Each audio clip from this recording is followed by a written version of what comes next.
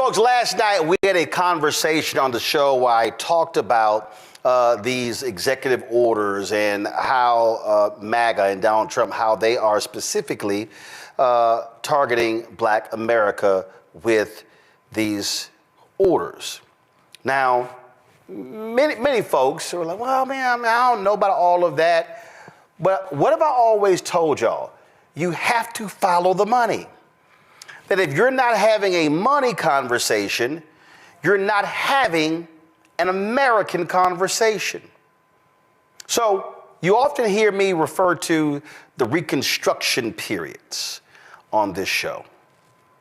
And I mention that all the time. Why do I mention that? It is because you've heard me also say, in the history of America, every time there's been a period of Black success, there's been a longer period of white backlash. And see, now you got people like Senator Bernie Sanders and Senator Chris Murphy and others, and who just, for them, no, this is not race, this is class. That's not what it is. But no, they're wrong. They're absolutely wrong. See, what you have to realize is that if you go back to the first Reconstruction, and if you really want an understanding of this, and I guarantee you, if Greg was at home, he would reach back and grab it if he was there. If you really want to understand this, you have to understand this. This is called Black Reconstruction in America, 1860 to 1880, written by W.E.B. Du Bois. This here, y'all, for those of you, if you include the bibliography, if you even include the index, this is a 746-page book where he talks about the period of Reconstruction. What is the period of Reconstruction? It is that period after the end of the Civil War when you had a focus of the radical Republicans, which is not today's Republican Party, the radical Republicans, and if y'all really want to learn some history, go look up Thaddeus Stevens. These radical Republicans, they had no interest in bipartisanship. They wanted to change America. They said, damn the other people, we got the majority, run the bills through. And that's how you got the 13th Amendment, the 14th Amendment, the 15th Amendment, which are called the Reconstruction Amendments. That's when you begin to look at the Civil Rights Act that was passed in the 1860s that provided a framework for African Americans to be able to access, listen to y'all, contracts. I don't think some of y'all heard what I just said. One of those laws that was passed, it was not passed in 1854. It wasn't around the same time as Dred Scott decision. This particular act was passed because the radical Republicans understood that coming out of Reconstruction, that the freed people of African descent needed to be able to access the economic levers of the country in order for them to be able to move ahead. Now, this, if you look at real quick here, I pulled it up. You see this AI overview. The Civil Rights Act of 1866 was the first federal law in the United States to define citizenship and protect the civil rights of all citizens. It also was a bill that dealt with economics. It was economics. And so what began to happen during Reconstruction? I would argue at the Reconstruction period, the first one, is the most successful period in the history of America for people of African descent. Because what happens during the Reconstruction period, you then begin to see freed people of African descent running for state legislature. You see them being elected to Congress. Do y'all realize that which we now know to be hardcore right-wing Confederate, the first state that succeeded from the Union because they wanted to support slavery, South Carolina, that had a majority black legislature? Because you know why? The black folks, they're the numbers. Do y'all even recognize that taxpayer-funded education is a result of those free people of African descent putting it in the state constitution? James D. Anderson's book, The Education of Blacks in the South, 1860 to 1935, details that.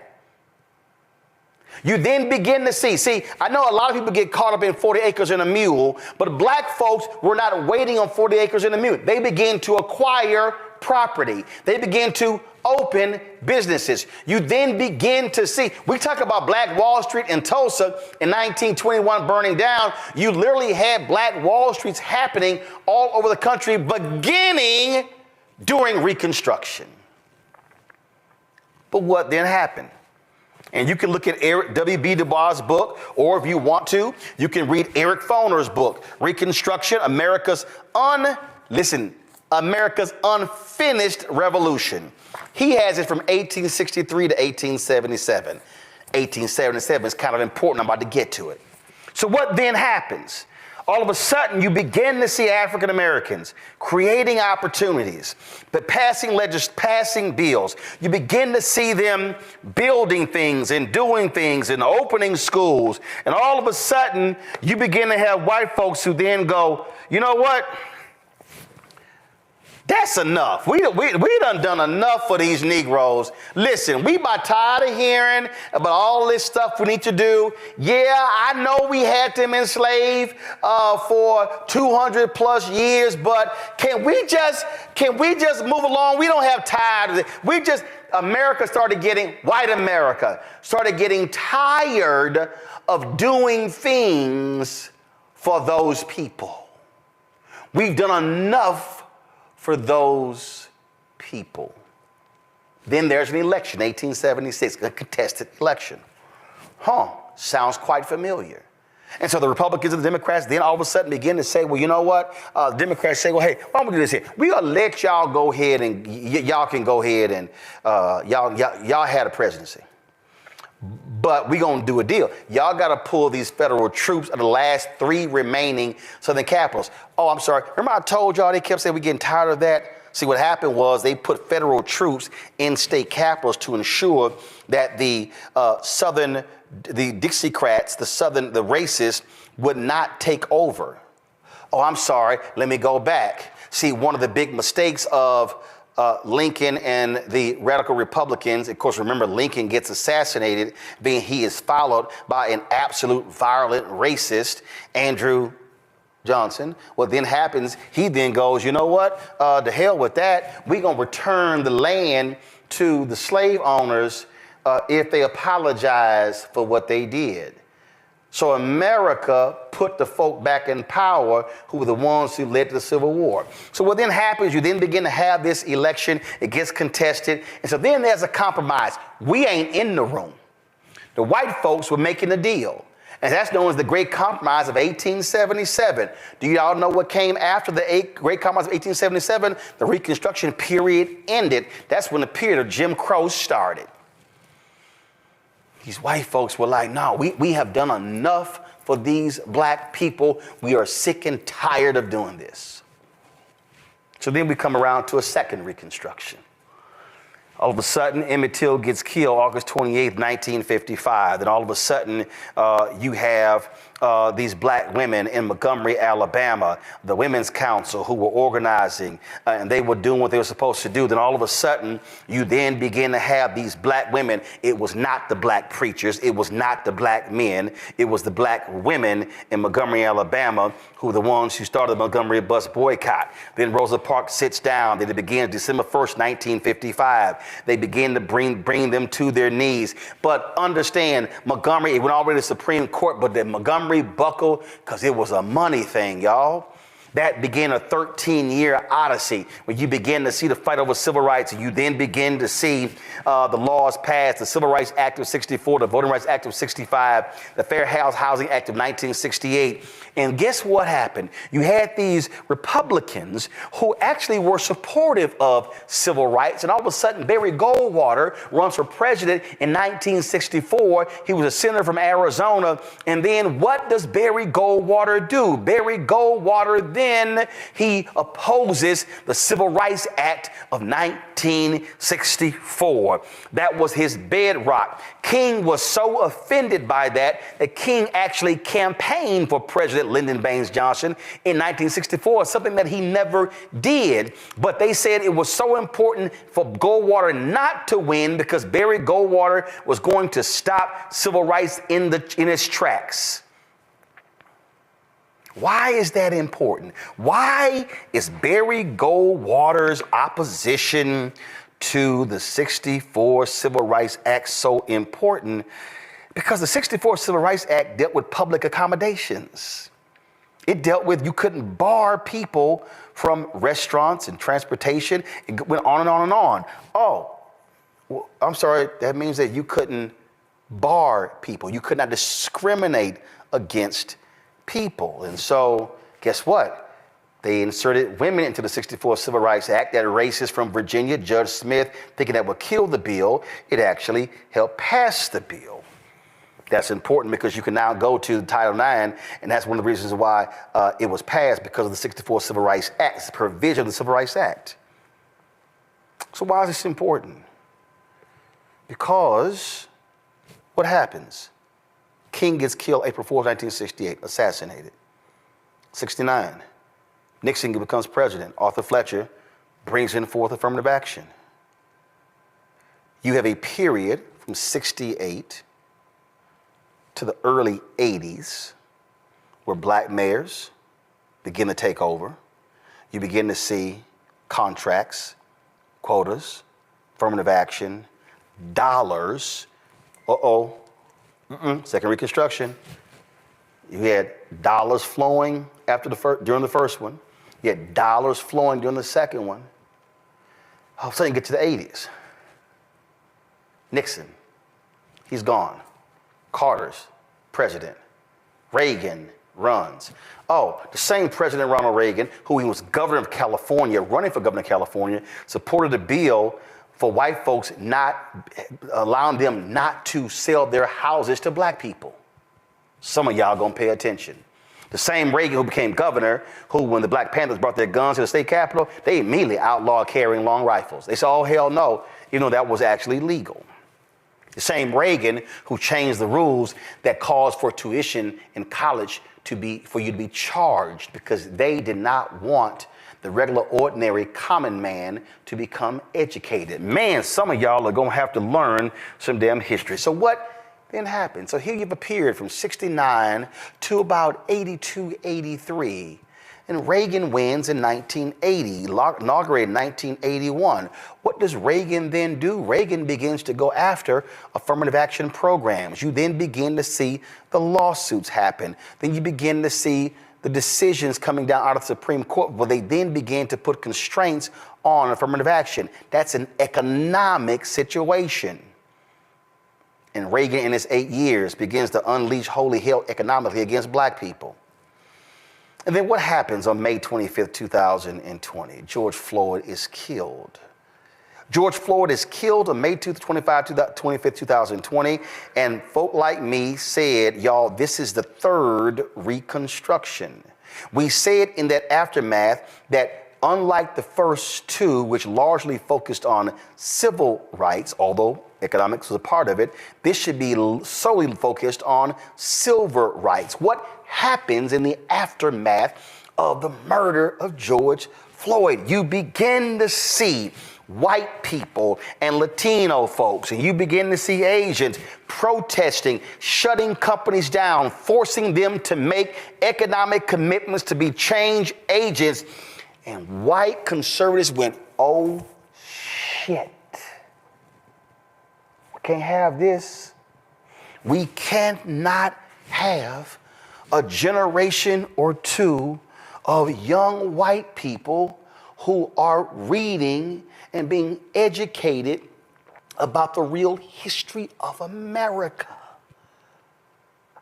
There's no coincidence.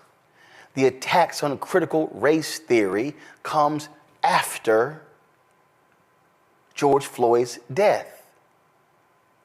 Oh, some of you may say, well, I still don't understand. I think what's the deal here? Because the attacks on CRT and the attacks on wokeness were all designed to drive a wedge through conscious white people and the folk who wanted to keep the system the same. You had white people in companies who were forcing them. Adidas announced a $10 million commitment, and the white folks in the company lost their minds so much the next day the CEO said, oh, it's going to be $100 million. Companies pledged 30, 40, 50, 60, 100 billion in economic commitments in the wake of the death of George Floyd. And then the right said, no, we cannot have this. Oh, no, hell no. Remember, May 25th, 2020, Trump was in the White House. We cannot have this because if we have this coalition of young white people who now all of a sudden becomes conscious, who all of a sudden becomes awake, then all of a sudden we are guaranteed to lose elections in the future. And so what do they then begin to do?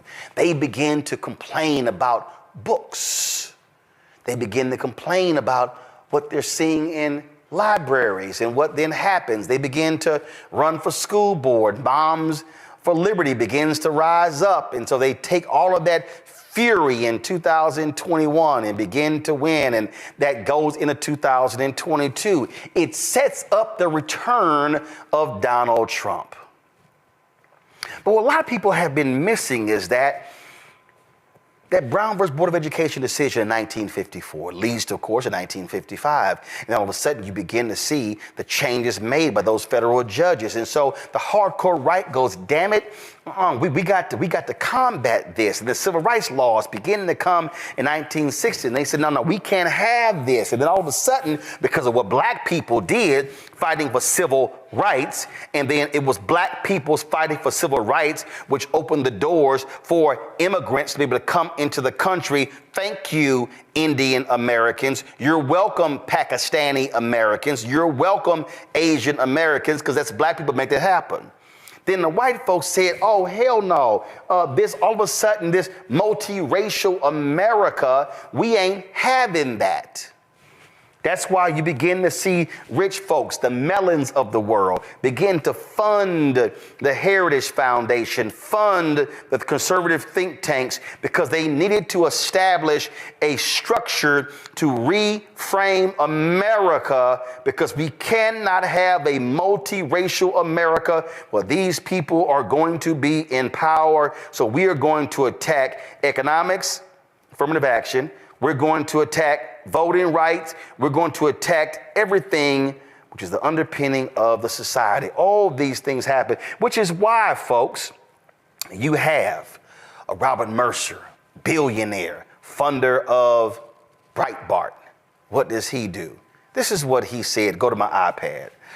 Mercer often argued that the 1964 Civil Rights Act was a mistake. According to the New Yorker, a former employee claimed that Mercer asserted repeatedly that African Americans were better off economically before the civil rights. Mercer allegedly claimed that black people were racist, and they were no more racist, that there were no more white racists. He said black people were racist and that there were no more white racists. That's the billionaire Robert Mercer, who was one of the biggest funders of Donald Trump in his 2016 election, who was the chief funder of Breitbart. This election, you had Charlie Kirk, the CEO of Turning Point USA, who was organizing and galvanizing young white folks on college campuses all across the country, especially young white men. This is what Charlie Kirk said about the 1964 Civil Rights Act.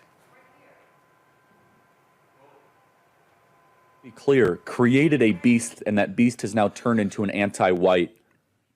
weapon. Yeah, and that's the reality. And so we just need to fundamentally relook at a lot of our civil rights legal regime. And without that, even though I don't think it's sort of the magic bullet, but I think without that, there's limits to the amount of progress we're going to make. Let's talk about discourse and dialogue. This topic would have been even more forbidden 4 or 5 years ago, but it's now becoming in more and more mainstream circles. Is that because the problem is becoming worse, or but our side is more courageous to confront it? Did y'all hear that? We couldn't talk about this 4 or 5 years ago, but now we can. That's a person who literally has the ear of the person sitting in the Oval Office. We do not understand that the executive orders that have been issued this week, the attacks on affirmative action in colleges and admissions, they are getting rid of programs, scholarship programs. They're getting rid of internship programs. They're getting rid of access. What this is about is the complete attack. And this is the goal of exactly what they did in 1877. This is no different than when the white racists in Mississippi convened the Constitutional Convention in 1890. And they said, we cannot let these niggas keep voting. Oh, I know, I'm sorry. Supreme Court Justice John Roberts, he doesn't use that language, but it's essentially what they did when they gutted Section 4 of the Voting Rights Act. The attacks on Section 2 of the Voting Rights Act. Do understand, right now, you have at least 4 Supreme Court justices who would love to completely get rid of the 1964 Civil Rights Act. And why this is important is because the 1964 Civil Rights Act is the enforcement mechanism that has led to all of these changes for Black America since that period. So what they understand, if we assault the 1964 Civil Rights Act and get rid of that, and then we completely get rid of the 1965 Voting Rights Act, what we have effectively done is gutted Black leadership and African Americans from being able to take advantage of what happens in this country. So while a lot of y'all are bullshitting around on whether you can be on fucking TikTok, while you're getting caught up in some bullshit housewife, while you're having your fucking MJ and LeBron debates on who's the GOAT, there is literally, as we speak, an entire focus to gut every single civil right and economic gain that we have had since 1964, because they are pissed with those three acts. They're pissed with the Brown versus Board of Education Act. You have voucher bills that are being pushed in Texas and Tennessee and other places to gut public education. What we have to understand is there is a vicious assault to completely defund Black America. So why did I wear what I'm wearing today? We had this sister on the show. She launched her own athletic apparel company, shoe company as well. So what I'm wearing, y'all, is all Black owned. Well, we have to understand, King talked about it in his sermon on April 3rd, 1968. What do you think this was about? Operation Breadbasket, an untold story of civil rights in Chicago, 1966 to 1971 by Martin Depp. This was about the money. And when you have corporations who are now afraid, who are scared to death, oh, Costco is standing up to them. McDonald's buckled. Walmart buckled. Jack Daniels buckled.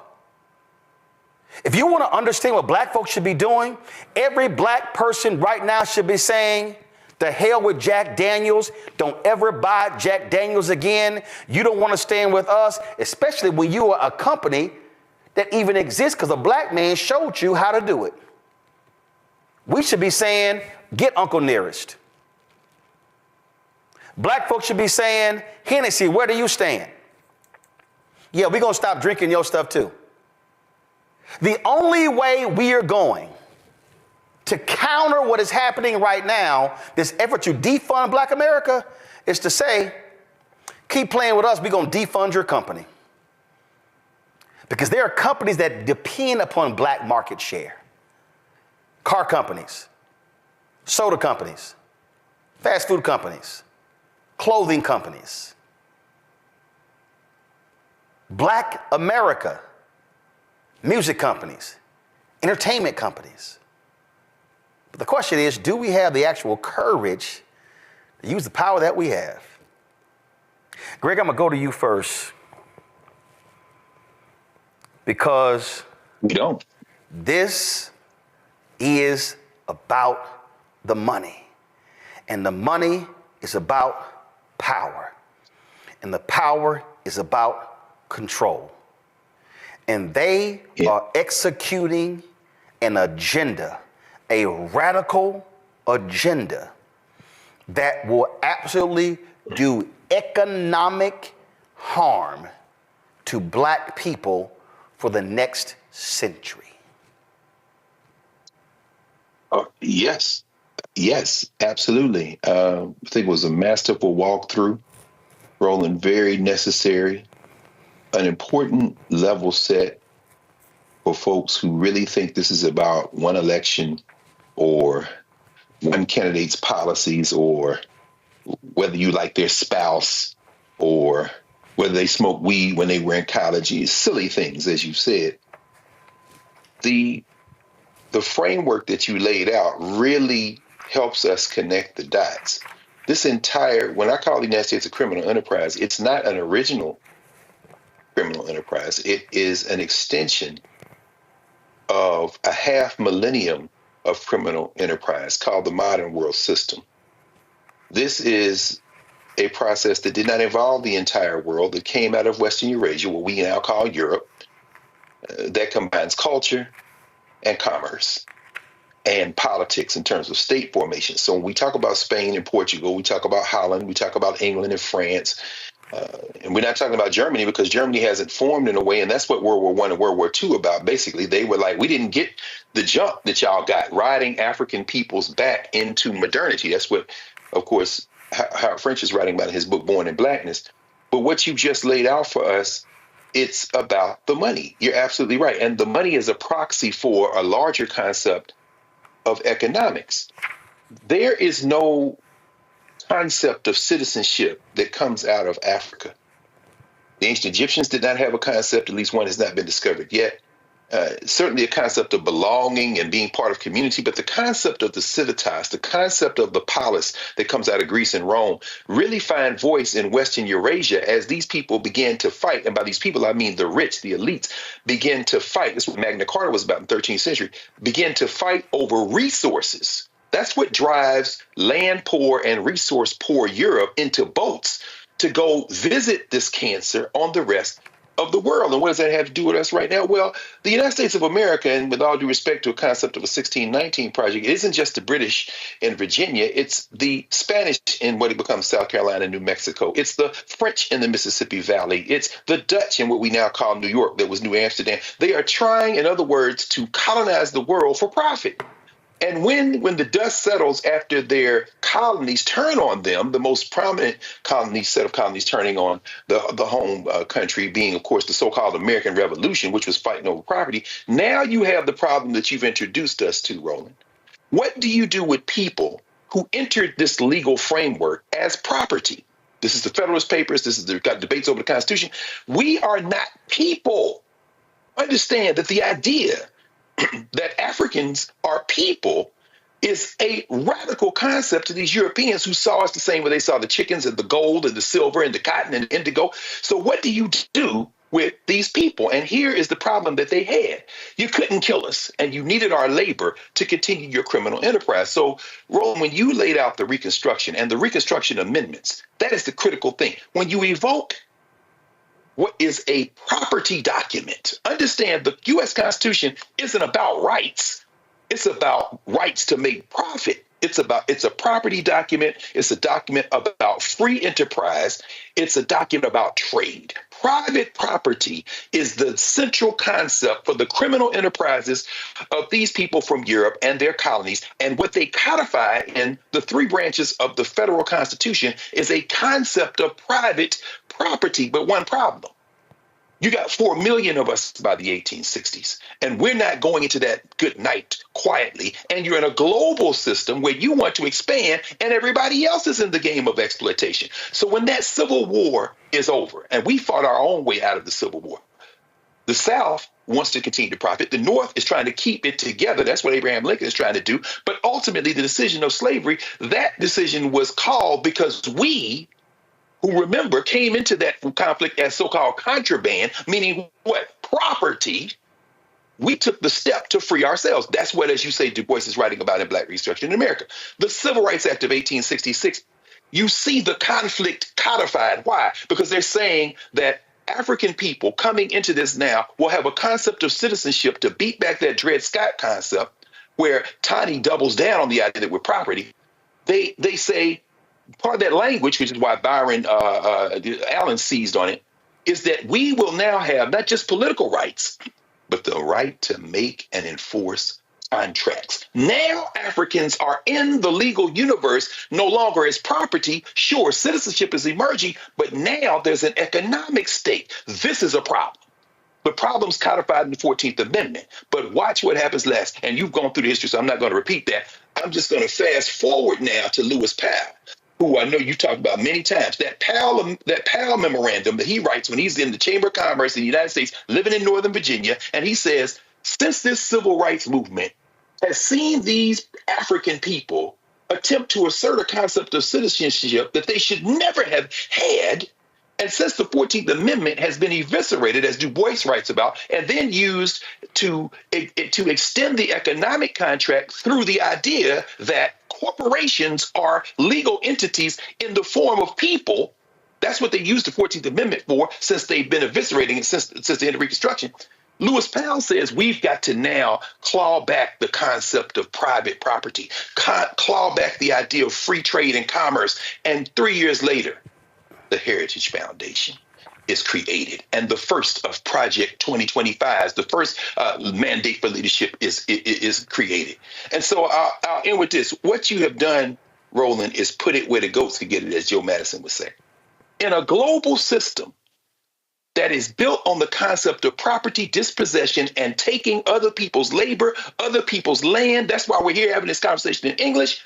The thing that has become ungovernable is the concept that whiteness can continue to run the world. They have no choice but to do what they are doing right now.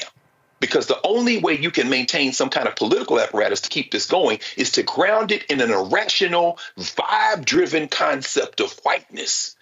And the elites, whether it be Elon Musk, who will never get out of bed with China. This is what this electric vehicle stuff is about, because he's over there right now, back and forth. Whether it be the other billionaires who could give a damn about citizenship or anything else, their concept is global, whether it be Jeff Bezos, Mark Zuckerberg, or anyone else. At the center of this is this unruly group of people, these Africans, these indigenous people, these people who simply refuse to die and refuse to go away. You cannot pour your hopes and dreams into this concept of the United States. What you have to pour your hopes and dreams into is yourself, and take a page from every other group in this 500-year fight who have put themselves first, and then you stand from a position of strength to begin to negotiate. But you talking a language they don't understand when you start talking about we are Americans, we're better than this. Nah. And you just walked us through why. See, people literally don't even realize how they get played, Nola. This is what the twice impeached, criminally convicted felon in chief said on Monday at the Insurrection Fest at the U.S. Capitol.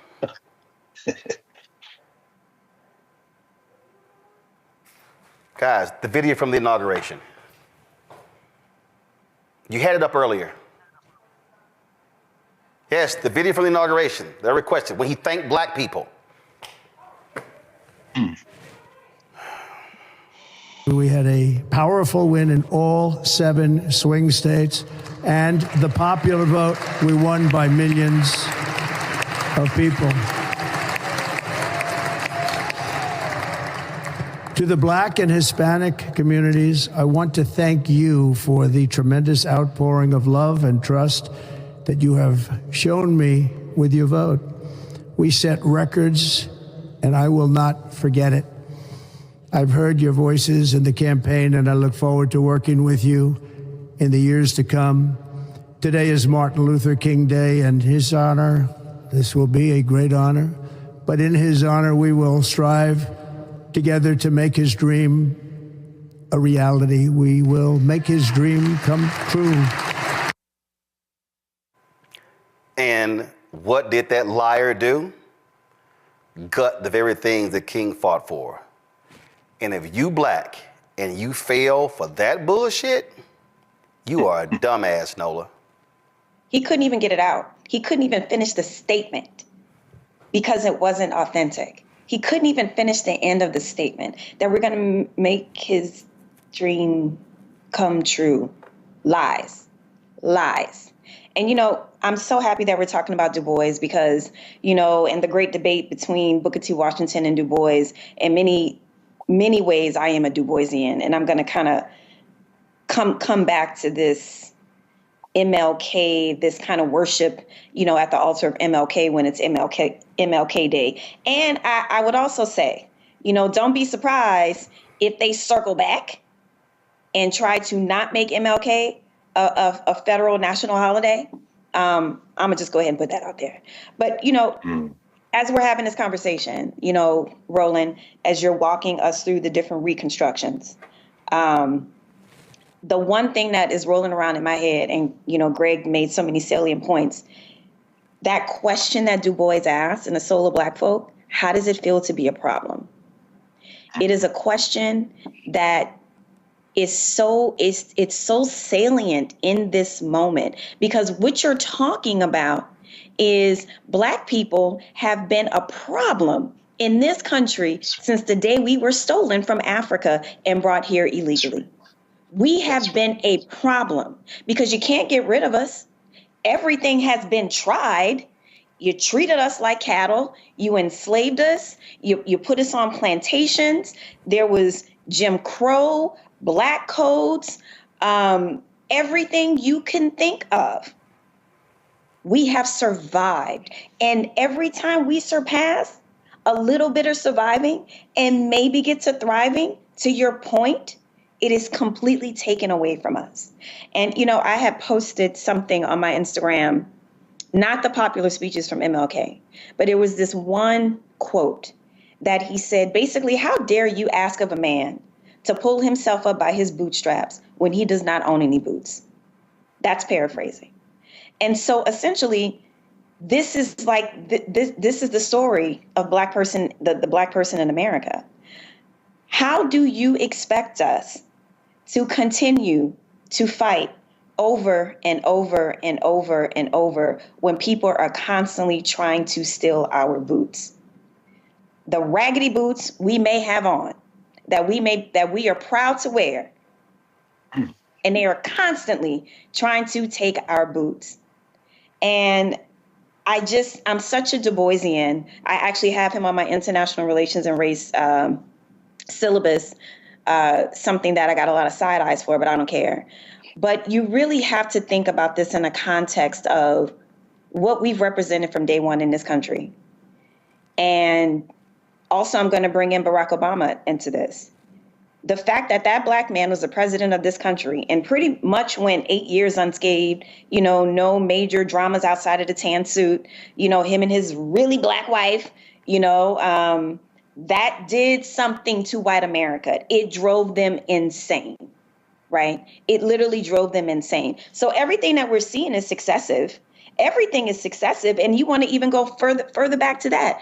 I always tell people, if you've never seen Black Klansman, please watch Black Klansman and watch it until the end. Because what Spike Lee does at the end of that movie with David Duke and how they have been generationally trying to get to a Project 2025 moment. They have been putting in the work for generations. They have been reworking and retooling. And this is where we are now. We've made too many strides. There's been a Negro as the president. Oh, no. No. These Black folks are being way too fancy. Way too fancy. We have to snatch their boots. And this is a moment that we're in right now, the snatching of the boots. When you told us to pull ourselves up by our bootstraps, oh, but that's DEI, right? That's not merit. We didn't deserve any of those boots that we put on ourselves. So here we are again. They're trying to make us bootless. But what we do know is how to be a damn problem in the United States of America. See, Larry, I love these people, especially my haters, who out see Larry, they were, Roland Martin trying to tell y'all to vote and why you gotta vote and all this. Guess what? The conservatives were waiting for us to be stupid. The conservatives were waiting for us to sit on the couch. For all y'all smart asses out there, let me help y'all out. Do y'all know the justification that Chief Justice John Roberts gave for gutting Section 4 of the Voting Rights Act? It came post-election of Obama. He said, well, since they voting in record numbers, there's no need for Section 4. And guess what has happened since 2012? Our vote numbers went down in 2014, and 2016, and 2018, and 2020, and 2022, and 2024. We didn't show up in Louisiana, and guess what? Crazy, deranged, MAGA Jeff Landry was elected. There are more eligible Black voters in Texas than any state in the union. And guess what? We barely are hitting 50%. Even in places like Atlanta, where you should be seeing turnout at 50 and 60 and 70 and 75%. No, we're seeing turnout in the mayoral elections at 18, 20, 22, and 26. And so what these conservatives are sitting here doing is saying, thank you. Thank you. We have so frustrated y'all. We have so devalued y'all. We have told y'all how the Democrats don't do nothing for y'all, so therefore you don't vote for them, and you sitting on the couch, all it does is solidify our power. And as a result, they are running the table in places all across the country. The reality is that there's no reason Republicans should ever have a supermajority in North Carolina. They don't have it now. But if Black folks voted our numbers in North Carolina, that would never happen. In fact, if Black folks would vote with our numbers in South Carolina would change. Georgia would change. Florida would change. Mississippi would change. When Mike Espy lost to Cindy Hyde Smith in that special election, he lost by 65,000 votes. There were more than 100,000 eligible Black people in Mississippi who could have voted, but who did not. And so for all of y'all who love to sit here and talk about, man, you always talking about voting. You always talking about voting. I don't know why you always talking about voting. Now you understand what happens when they have power. Now you understand when the partners come down and they get rid of and sign executive orders and they begin to gut civil rights and economic rights. And now you understand when they change the Department of Justice Civil Rights Division. Now you are about to see with your own eyes every single Generation Alpha, Generation Z, Millennial, Generation X, what it looks like to live close to Jim Crow. No, I know some of y'all are saying, Roland, this ain't Jim Crow because I can go to the club with a white woman. This ain't Jim Crow because I can go out and we can go here and I can use this water fountain. I can use this bathroom and I can go here. But you need to understand, and I'm telling you right now, mark it down, 7:40 p.m. Eastern on January 23rd.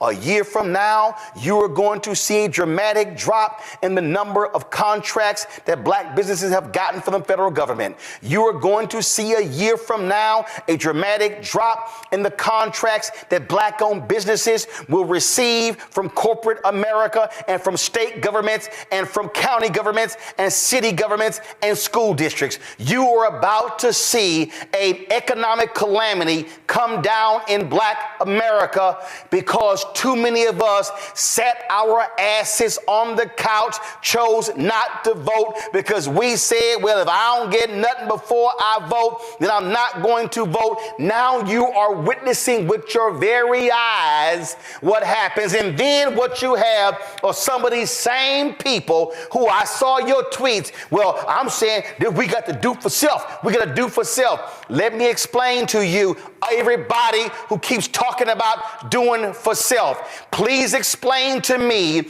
how you are going to do for self in an industry that requires contracts. Please tell me how you're going to do that. If you do not have black companies that control every aspect of the supply chain, then you cannot do for self. And so you cannot show me how in America that if black folks then begin to shut out of contracts from federal government, state government, county government, city government, school districts, how are you going to do that? Right now, you have an assault on federal workers because of MAGA. Black people over-index in federal worker jobs.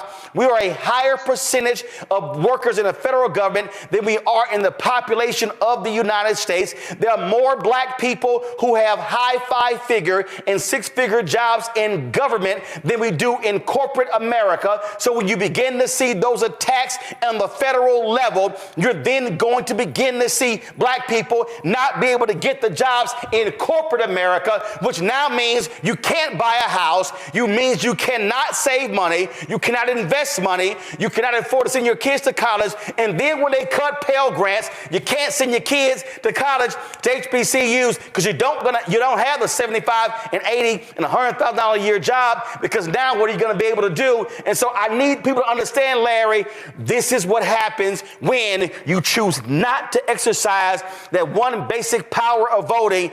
Then what you begin to do is lead to an economic catastrophe in the black community, and all of the work that people put in to create even what we got, which was not perfect, we are about to see, and I'm telling y'all it's happening, we are about to see not an erosion of what we built up.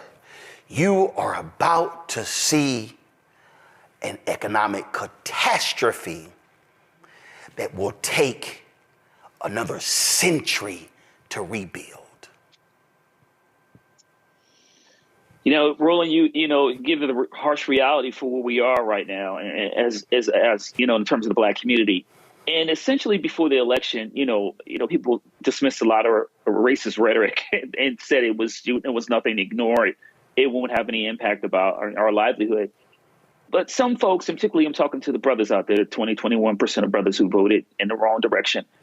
Essentially, what you believed is that it's okay to be like a lived-in hostage, because that's essentially what happened. Is black folks would be like lived-in hostages. Because you talked about the economic impact, and this is connected to the political impact. I also want to mention, when you provided that timeline, one of the things we need to do, what's really important, is folks need to make sure they educate themselves. So I'm going to recommend you read Just Permanent Interest by former Congressman and CBC, one of the founders of CBC, William Clay Sr., in terms of understanding it, in terms of where we started, where we are as a black community. And so Roland, your point about how long this is going to take in terms to to reverse all these issues that we want to deal with as a community.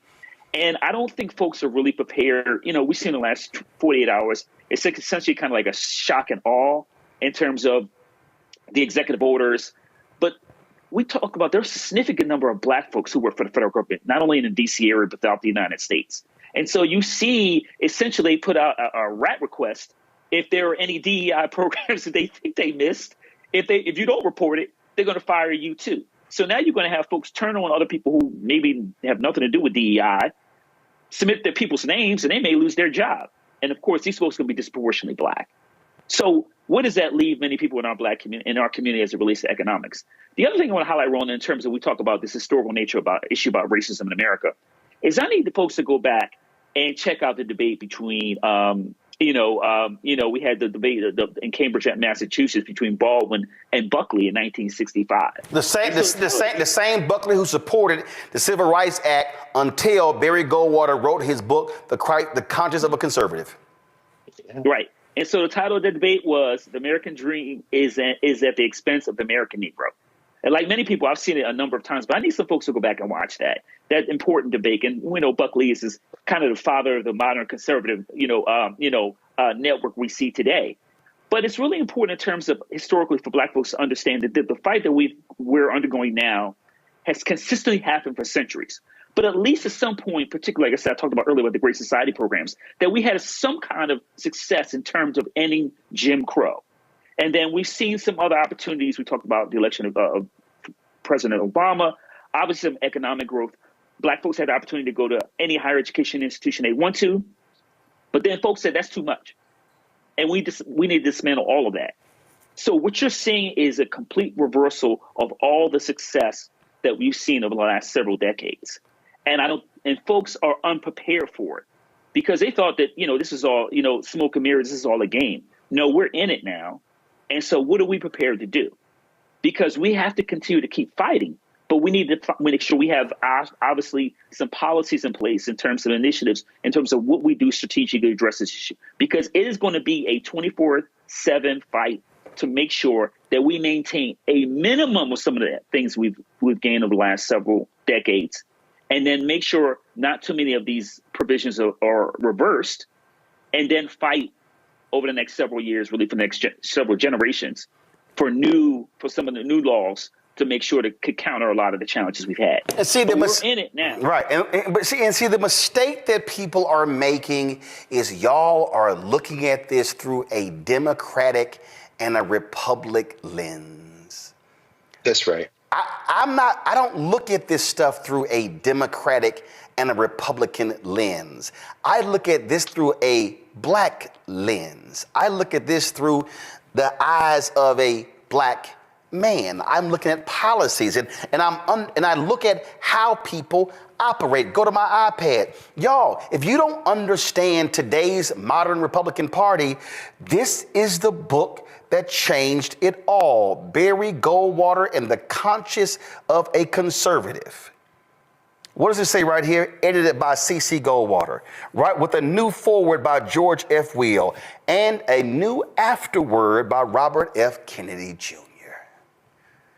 See, a whole bunch of y'all. Oh, I saw a bunch of y'all. Entertainers too. Y'all were talking about y'all were supporting Robert F. Kennedy.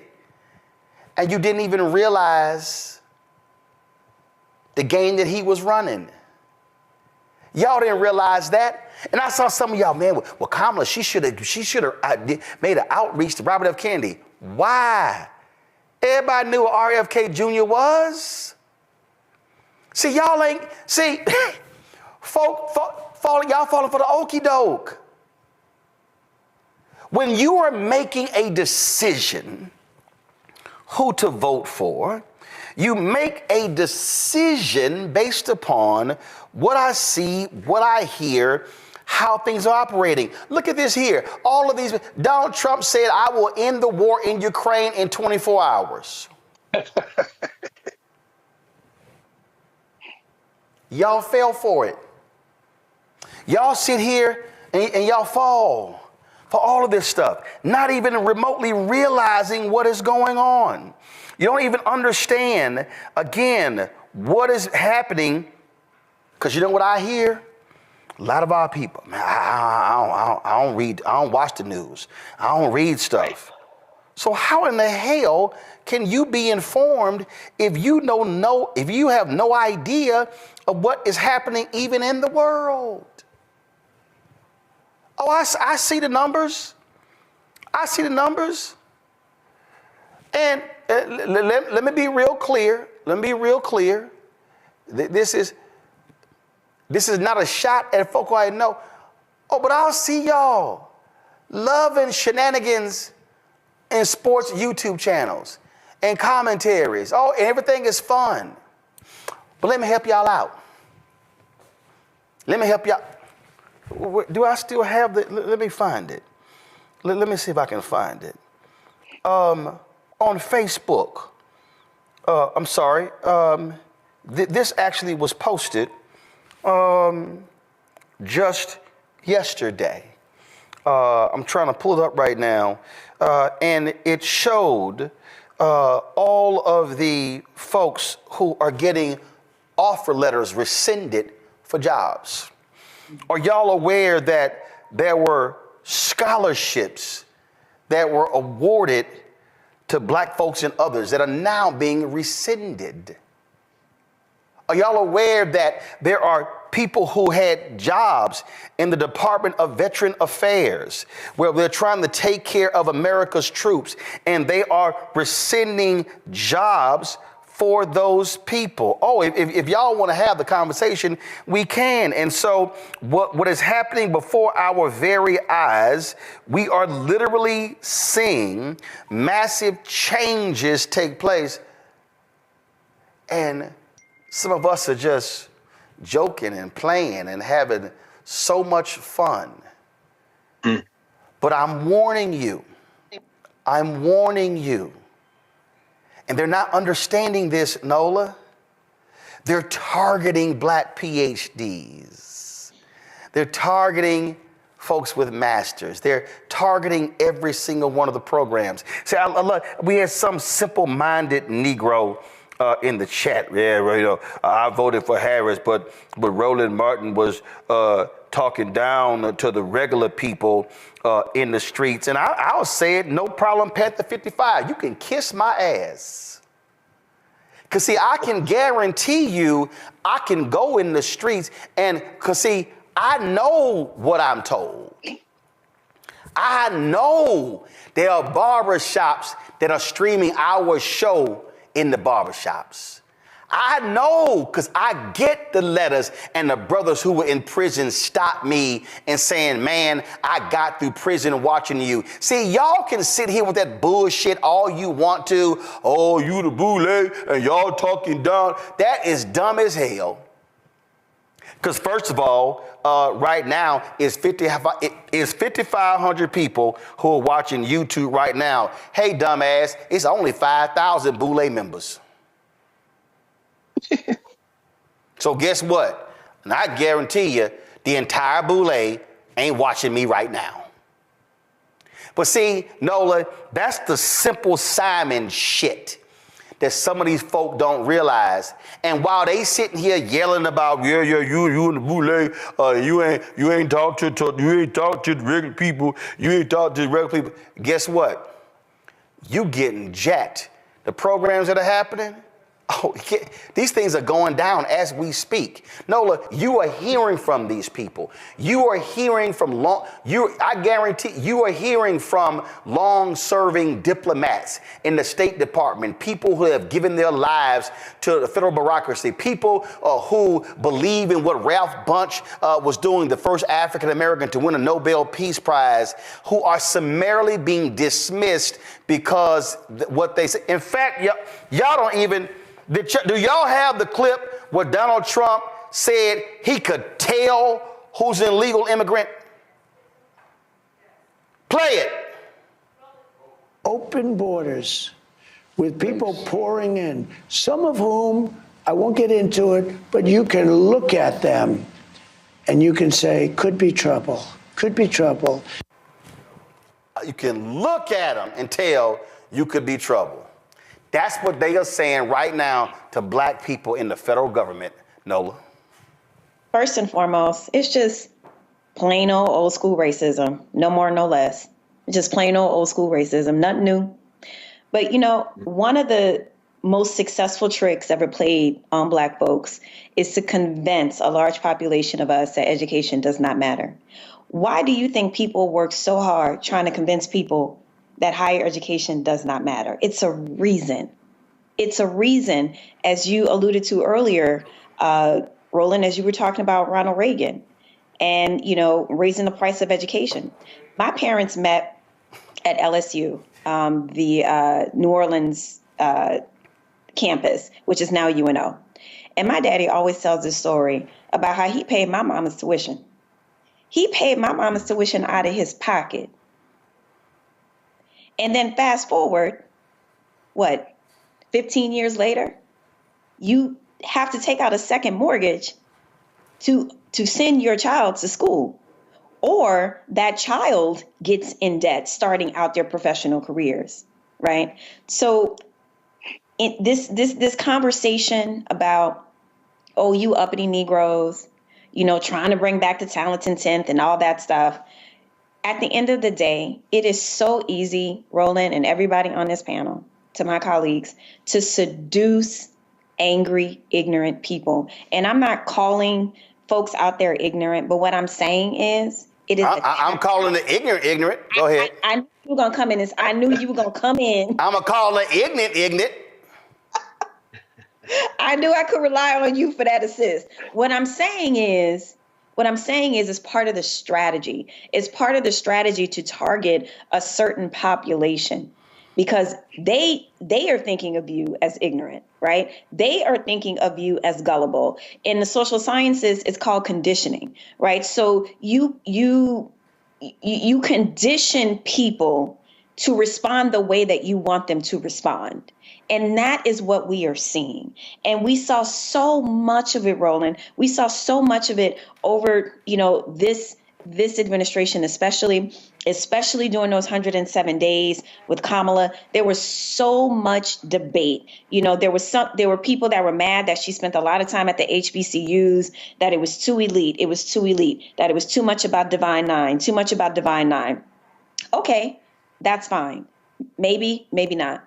But the thing that has always bothered me, and I've stood 10 toes down on this, when people try to push back and say, well, not everybody wants to have an education. Education isn't for everybody. And I'm like, okay, I'm not trying to run a race with no shoes on. I'm just not. But I come from a community in New Orleans where higher education that's what you do. You can get married, but you for sure going to college. So I am grateful to my community for that. But this debate, Roland, I'm telling you, it is something for me as an educator. I have dedicated my life to education. And it hurts me sitting here as a Black woman that somehow we have become the enemy. That the Black expert particularly, all experts right now are pretty much lined up against the wall, and they're ready to kind of like, but when you're Black and an expert, and when your own community doesn't have your back, somehow you become the enemy. You have been conditioned to celebrate the athlete, to celebrate the entertainer. But us three Black asses sitting up here, oh no, not us. Support the work that we do. Join our Bring the Funk fan club. You heard what we just talked about there. Folks, I can't reiterate this enough. Listen to me clearly. I cannot reiterate this enough. When you've got technology companies running scared, when you've got legacy media not doing their job, when you've got Black-owned media that is disintegrated, now is more than ever for us to have independent media that cares about the truth, that is willing to say what needs to be said. So when you support Roland Martin Unfiltered, this show, when you support the Black Star Network, you're not just supporting me, you're supporting the other shows. Our goal is to add 2 more shows this year. We want additional shows. We want more weekly and daily shows because we want to be able to speak truth to power. We want to be able to say what is necessary where other people are scared. And when you are scared, when you're looking over your shoulder, oh my God, that advertising contract is not going to come in. Well, guess what? A lot of these major ad agencies, they're not even supporting us anyway.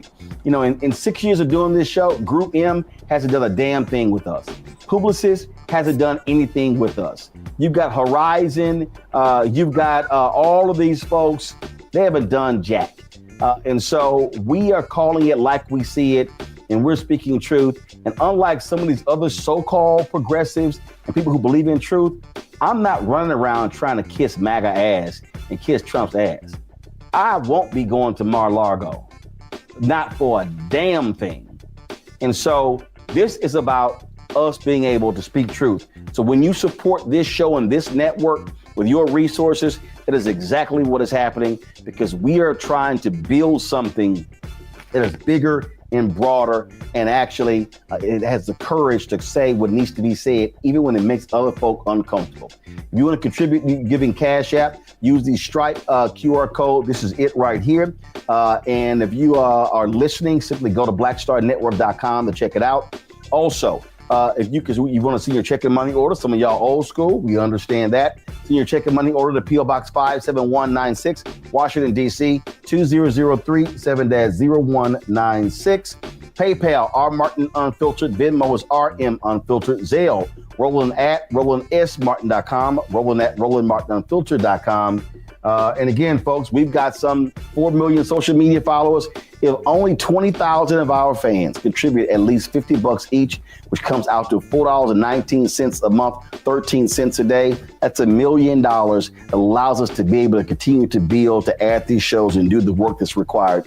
So your support is needed. So please join our Bring the Funk fan club today. If you've not already joined, if you have given to us in the past, please renew your commitment, because it's important that we support Black-owned media, because Black-owned media matter.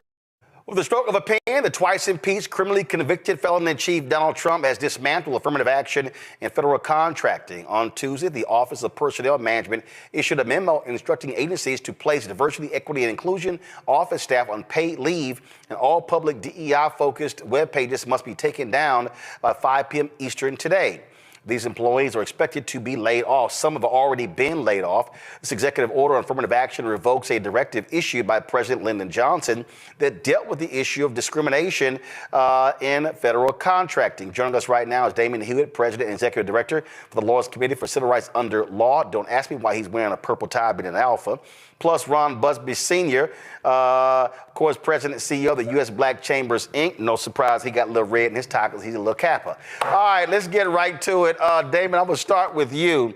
First off, look, we know these guys have been targeting DEI, but the going after the Lyndon Baines Johnson executive order is a whole different thing, because that dealt specifically saying you can't discriminate in the hiring of folks when you're getting federal contract. That's a whole different conversation.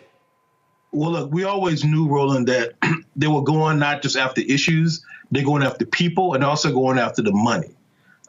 That's exactly what this is really about. The same reason why they went after federal contracting programs after the Students for Fair Admissions case, the higher ed affirmative action case. And so this is really troubling. You know, the message being sent here and the implications of this rescission is that federal contractors no longer have to undertake affirmative duties to root out discrimination in their own workplaces and their processes. This is essentially an invitation to discrimination. Yep. And the message is that it's open season on Black workers. And, you know, look, federal contractors represent 1/5 of the entire U.S. workforce. So this has massive implications for everyday working Black people. And let's be real clear, which people don't seem to understand. Republicans used to support the civil rights laws. But when Barry Goldwater's book, The Conscience of a Conservative, came out, that flipped it. And then they opposed the Civil Rights Act. You've had conservatives and Republicans who have been saying that a person should be allowed to discriminate. And so that's really what this is about. They do not want to be held to the laws, the civil rights statute saying you cannot discriminate in the hiring. What they're saying is we want to be able to hire anybody we want to, and this is a burden telling us that we can't that we can't discriminate against somebody Black or Latino or Asian or somebody who's a woman. That's what this is really all about. Yeah, we're going to enter a period as follows. Number one, we're going to remind folks of the facts on the ground, but also the law, because no matter what Trump says in an executive order, that doesn't change Title VII. That's the law of employment discrimination. That law was not changed by the Supreme Court decision. That law has remained the same for a very long time. And so these employers have affirmative obligations. What this EO from 1965, the year after the Civil Rights Act, did was it added a layer of protection. It added a layer of affirmative duty for federal contractors to make sure that they were complying with Title VII. So we're probably going to enter a period where this law will be in contest, a period of people talk about rapid evolution. This could be rapid devolution of workplace culture, of open season on Black workers and brown workers. And so we're going to have to meet these people in the courts of public opinion, but also in the courts of law. Ron, I want to go to you. When the idiot Trump was there last time, you and I talked, and they stopped collecting racial data, correct? Correct. So the problem is, we didn't know what was happening. We didn't know what contracting was happening. We didn't know who was it getting. We didn't know if it was an increase or a decrease. And that they stopped collecting racial data across the board, correct? Correct. So when it came to, then what they did was they started bundling contracts instead of typically what happens on the Democrats, they unbundle. The only Republican who actually understood the unbundling of contracts was actually George W. Bush. And so typically Republicans, they bundle them back. And so really what we're seeing here with the attacks on, when we see these executive orders, couple that with last year, those federal judges ruling MBDA and also the AA program, what this means, and this is what I kept warning people during the campaign, even now, what they're doing is this is going to have a direct impact on Black businesses getting contracts, correct? People don't understand that. And as we had been talking, and I know you have been saying it, Roland, voting and elections have consequences. And we had been saying for years, and we saw it during his first term, he tried to come out with the ban on Muslims. He got caught up in the process of George Floyd, and it took his attention away from his original plans. This time he came out the gate making it very clear that he was concerned about his supporters, about his billionaire friends and trillionaire friends, and making sure that the programs and the conversations that he talked about during his first term were going to be implemented immediately upon his inauguration. And we have seen that happen already. And again, I want to reiterate this. And this is for all of the Simple Simon Negroes who on social media, who were doing radio, television interviews, talking about Trump is going to be putting money in our pockets and how all these things are going to be going down. What they need to understand is that what they are doing is they are going after the money. And then when they target Walmart, when they target McDonald's, when they target corporate America, they're not just saying, oh, let's get rid of these DEI offices. They're going after supply diversity, or what John Rogers with Arrow Capital calls business diversity. And so what we are going to see, and Black people need to wake up, over the next 1, 2, 3, 4 years, we're going to see a material decrease in billions of dollars flowing to Black-owned businesses who largely employ Black people, who fund HBCUs and Black interests. And so that is going to be the direct impact of what Trump and the Republicans are currently doing. Let me make it more clear. During Obama's first term in office, the goal for minority spend was roughly 5%. He surpassed that and hit 7%. His second term in office, the goal was then 7%. He surpassed that goal and hit 9%. If you heard when President Biden got in office, the goal was to go from 11% to 15%. That scared the nation. What we found out was, as you've been discussing, the disaggregation of the numbers, because they will tell you it's 11%, 9%, 5%. But as you have just mentioned, we never knew what that meant to the Black community. And so during this last administration under President Biden, we said we were interested in three things. Intentionality. Let us know what you were doing for the Black community. We wanted transparency. We wanted to know what that percentage meant for Black businesses. And then we wanted accountability. We wanted to know, okay, well, if they're not hitting the numbers, how can we motivate them and what can we do to improve the conditions for Black-owned businesses? And so the reason why MBDA, Minority Business Development Agency, was the first place to go under attack is because while we were there, the goal was to get the increase for Black businesses from 1.5% of the entire country spend to 3%. I had Black people fighting back on us saying, well, why 3%? Why not 13% or 10%? Understand this. Of the $960 billion that the country spends every year, $640 billion is set aside for products and services that all of us can apply, compete for. Of that, So hold on. The $960 billion, that's what the federal government spends. That's what the federal government. Go ahead. $640 billion is really available because the other portion is for the military. So of that $640 billion, 11% of that goes towards minority firms. But I want your audience to understand who is included in that minority. The second thing I want them to understand is it did not come out easily in reference to the disaggregation of the numbers. It was leaked out. And so once it was leaked out, then the federal government had to address it. And what we found is that of the 11%, the Asian community received 1.8% of the minority spend. They had the fewest number of businesses registered to do business with the federal government, but that's fine. They had large contracts. The Hispanic communities received 1.71% of the minority spend. Black business community had the largest number of businesses that were registered and certified to do business with the federal government. We received 1.5%, the least of all of the ethnic communities. And so you ask yourself, well, where is the spend going?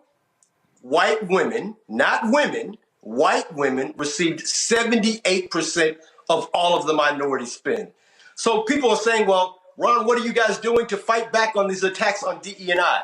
And I ask myself, well, where are white women? Because they have the biggest law that's available to them, whereas we have the biggest opportunity to gain in this conversation. And so the U.S. Black Chamber, along with other business organizations, are going to continue to fight to make sure that we have our share of the wealth of this country.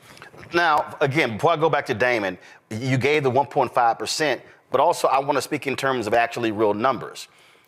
That number represents about $10 billion. And that $10 billion is the most we've ever gotten. The most we've ever received. And to be honest, it was 1.5. Then in 2021, it went to 1.55. Then 2022, it has now gone to 1.61. So we, under Biden administration, have improved our conditions. We've improved the spend. We've improved our share. Now we cannot turn back and go back to where we were before. Yeah, and so Damon, this is the thing that I think the people have to understand when we talk about the battle over civil rights. That is a direct relationship to the battle over civil rights. And that's what Dr. King understood.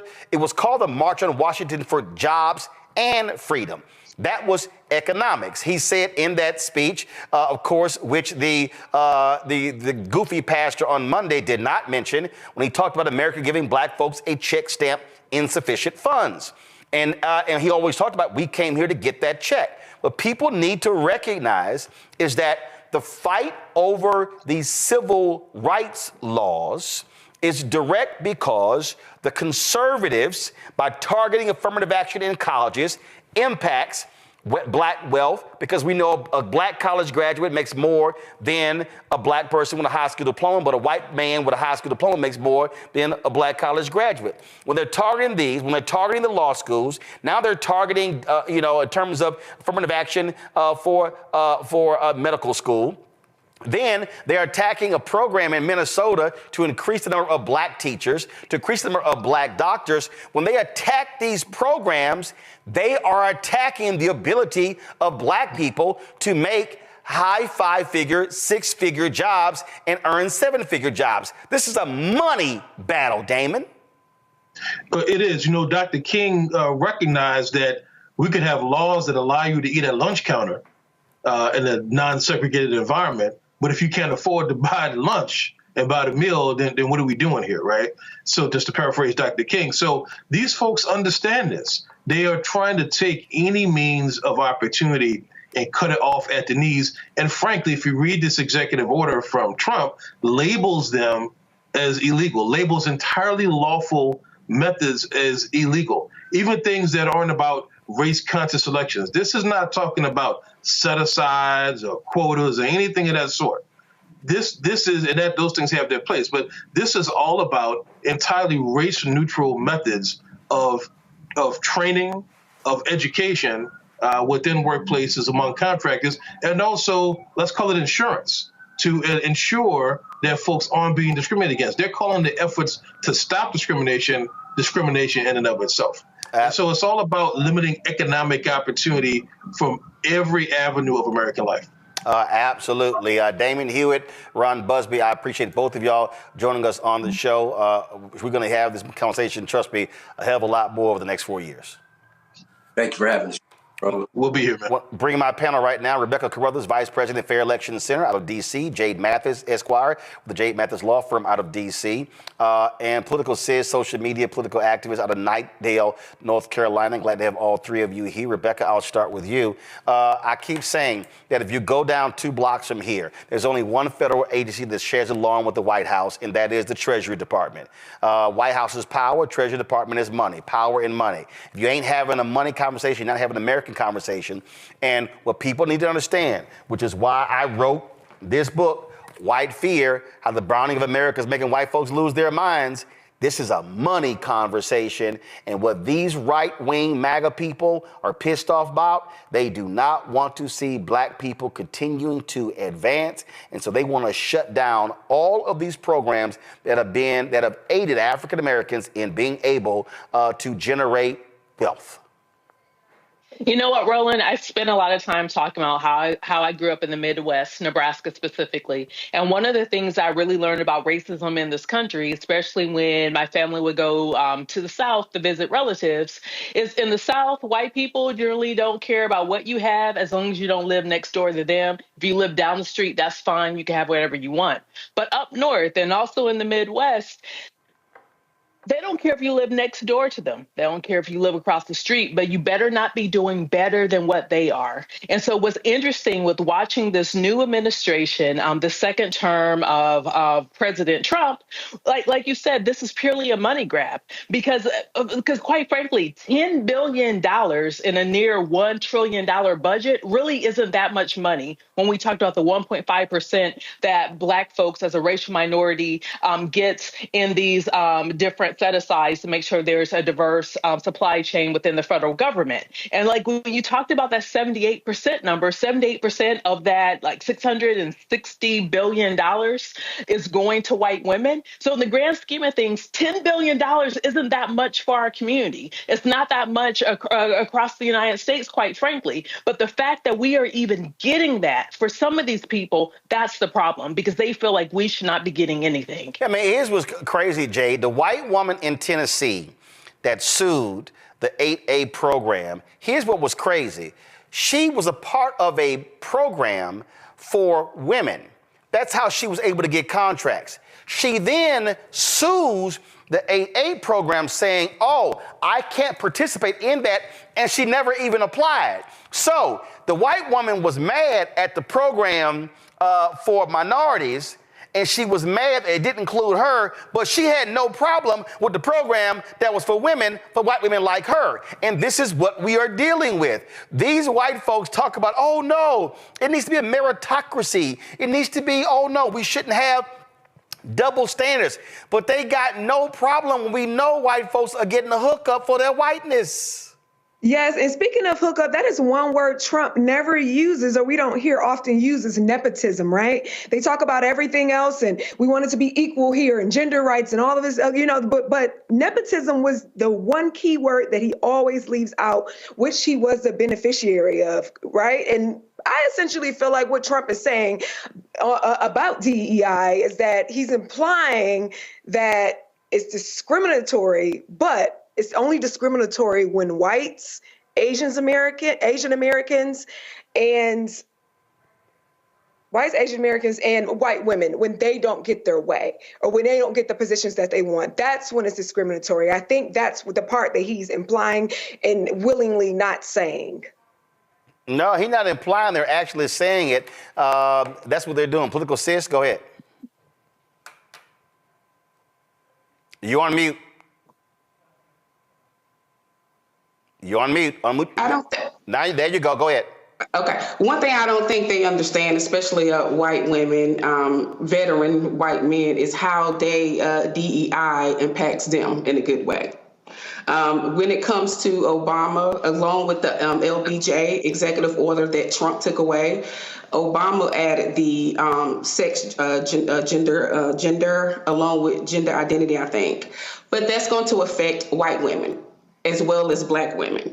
So I think that's something we need to keep in mind. And I don't know why the Democrats, especially here in the South, can't drill that into white working people, white working women people. But I think if we can do that, then we can get somewhere with some votes. But then that's going to require people to have a conversation they frankly are unwilling to have. They're scared to have. Of course. Support the work that we do. Join our Bring the Funk fan club. You heard what we just talked about there. Folks, I can't reiterate this enough. Listen to me clearly. I cannot reiterate this enough. When you've got technology companies running scared, when you've got legacy media not doing their job, when you've got black-owned media that is disintegrated, now is more than ever for us to have independent media that cares about the truth, that is willing to say what needs to be said. So when you support Roland Martin Unfiltered, this show, when you support the Black Star Network, you're not just supporting me, you're supporting the other shows. Our goal is to add 2 more shows this year. We want additional shows. We want more weekly and daily shows because we want to be able to speak truth to power. We want to be able to say what is necessary where other people are scared. And when you are scared, when you're looking over your shoulder, oh my God, that advertising contract is not going to come in. Well, guess what? A lot of these major ad agencies, they're not even supporting us anyway. You know, in 6 years of doing this show, Group M hasn't done a damn thing with us. Publicis hasn't done anything with us. You've got Horizon, you've got all of these folks, they haven't done jack. And so we are calling it like we see it, and we're speaking truth. And unlike some of these other so-called progressives and people who believe in truth, I'm not running around trying to kiss MAGA ass and kiss Trump's ass. I won't be going to Mar-a-Lago, not for a damn thing. And so this is about us being able to speak truth. So when you support this show and this network with your resources, that is exactly what is happening, because we are trying to build something that is bigger and broader, and actually it has the courage to say what needs to be said, even when it makes other folk uncomfortable. If you want to contribute giving Cash App, use the Stripe QR code. This is it right here. And if you are listening, simply go to blackstarnetwork.com to check it out. Also, because you want to see your checking money order, some of y'all old school, we understand that. See your checking money order to P.O. Box 57196, Washington, D.C., 2003 7-0196. PayPal, R. Martin Unfiltered. Venmo is RM Unfiltered. Zelle, Roland at RolandSMartin.com, Roland at RolandMartinUnfiltered.com. And again, folks, we've got some 4 million social media followers. If only 20,000 of our fans contribute at least $50 each, which comes out to $4.19 a month, 13 cents a day, that's $1 million that allows us to be able to continue to build, to add these shows and do the work that's required. So your support is needed. So please join our Bring the Funk fan club today. If you've not already joined, if you have given to us in the past, please renew your commitment, because it's important that we support Black-owned media, because Black-owned media matters.